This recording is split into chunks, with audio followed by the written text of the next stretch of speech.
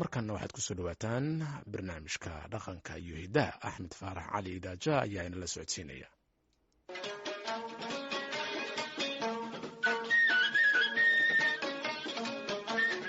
waa barnaamijkii dhaqanka iyo hidaha.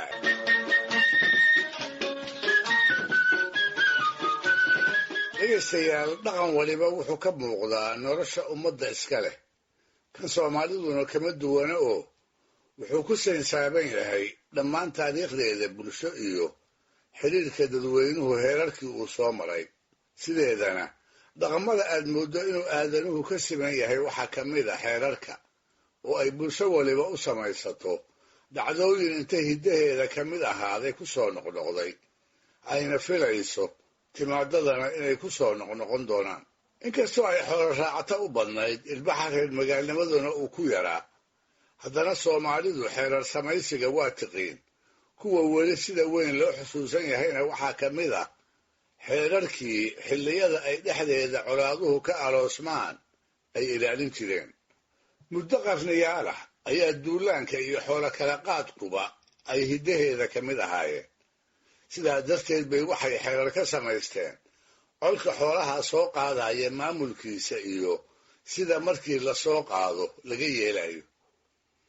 inta si aan colka la dhaqaajin ayaa horta laga tashan jiray oo wadajir loo go'aamin jiray ninka ammaanduulaha u noqonaya, kaasoo badanaa loo dooran jiray dagaalyahan geesinimo iyo bitiba isku darsaday. dagaalyahan in doora loo soo joogay colkii uu hormaraaba isaga oo guul iyo gebagabo la soo noqonaya. ninka tilmaamahaas leh ayay majaraha colka u dhiibi jireen. isaga ayay uga dambayn jireen go'aamada la xidhiidha goorta la dhaqaaqaayo, halka la abbaarayo iyo wax alla wixii teelada iyo talada duulaanka ku saabsan.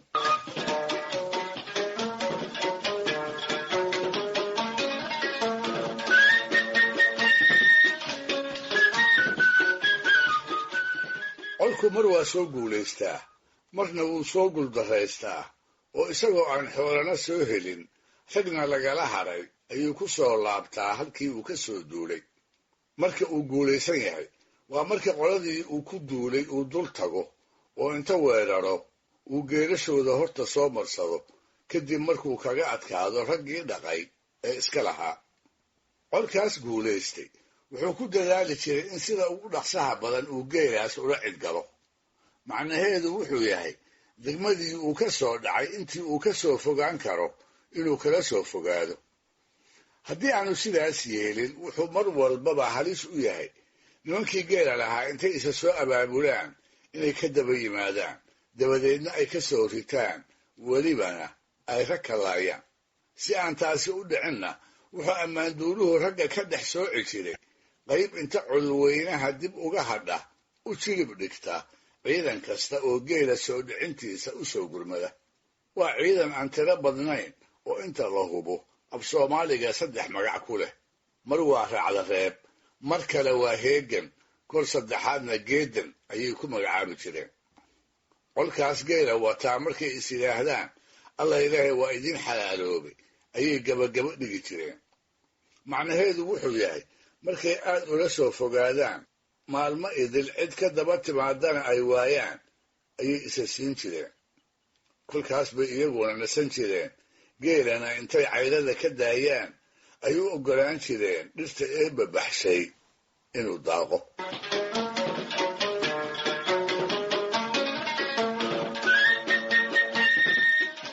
lahaanshihiisa markii la yidhaahdo, geelaasi wuxuu u dhexeeyaa colkii soo dhacay oo idil. goobtaas uu ku gebagabaysan yahay ayay ku qaybsan jireen. marka horese habeenka waa berigiisa la saanyan doono ayay ka soo saari jireen awr oo colku qasho. waa neefafka hilibka ah ee halabada ama dannabaha af soomaaliga lagu yidhaahdo. habeenkaas oo idil buu colku ka durduuranayaa mudka iyo mayraqa koramadii la dhuun muday. habeenkaas oo idil baa kuruska iyo jiirka la isku dhafay ay gaajada ku reebayaan. habeenkaas oo idil bay caanaha haleeladana intay isa soo agdhigaan magowsi iyo qurquraba kaga haagaan oo markay dharagdhacsadaanba ku noqonayaan. tan iyo goor dambe waa u kaftan iyo xifaale. dhacdooyin la xidhiidha dagaalkii geela lagu soo helay ayaa la isxusuusinayaa, waa la isximaarinayaa. hebelow shalay sidaan waxyeelayay ma arkaysi, sidaan hebel faraska uga riday markhaati ma ka ahayd, adigu waad baqday iyo ma baqina adigaa cararay. hadalla caynkaasa oo gacal cun ah ayaa la isku tuurtuurayaa.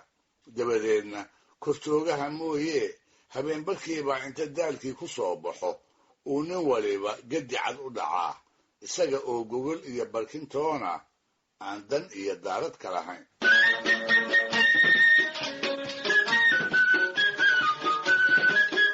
waaguu kolkuu beriyo ee lasoo kackaco lana hamuun jirto ayay ka bannaan geela soo tubaan.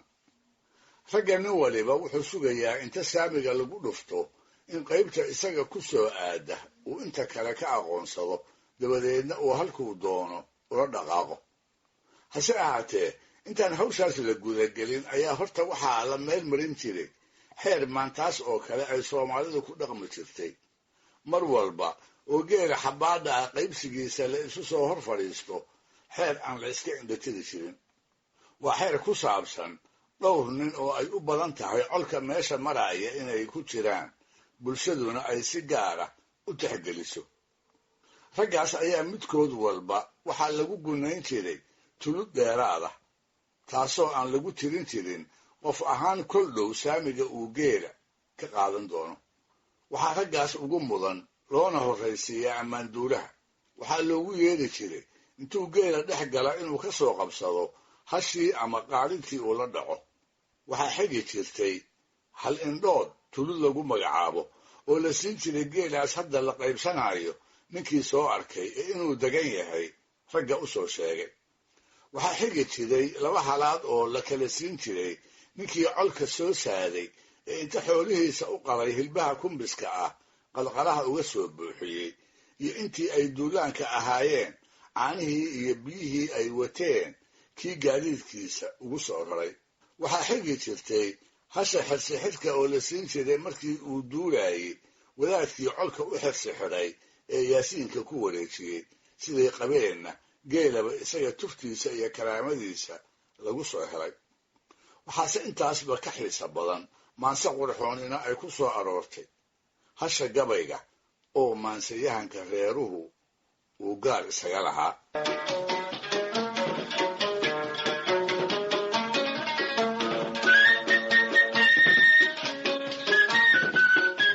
dhowrkaas tuldood markii laga saaro ayay geela inta hadhay si siman u saanyin jireen. qaybta uu nin waliba ka helaana tiradiisa guud ayay ku xirayd. geelaas colka soo qaaday oo keliya ayaa iska lahaa.